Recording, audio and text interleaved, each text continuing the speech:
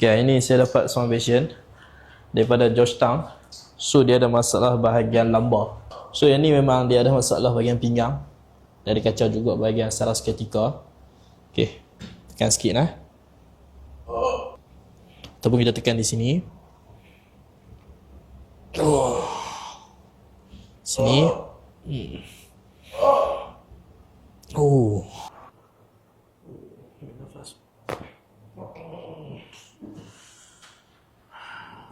Ni.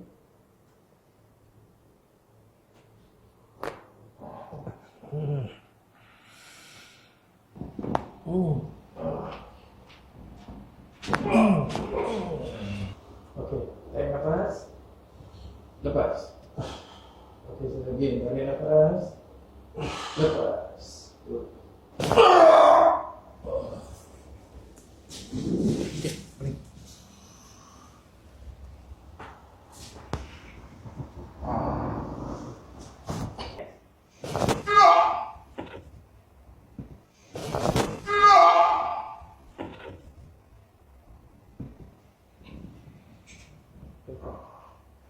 Tarik nafas, lepas.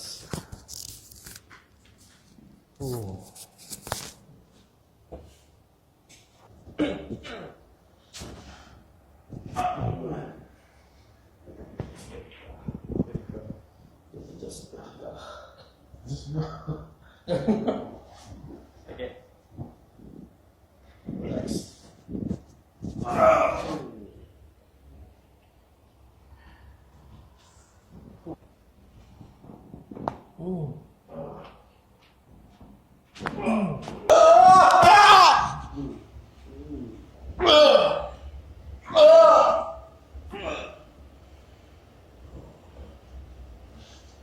Naik belakang ni. Okay, side body.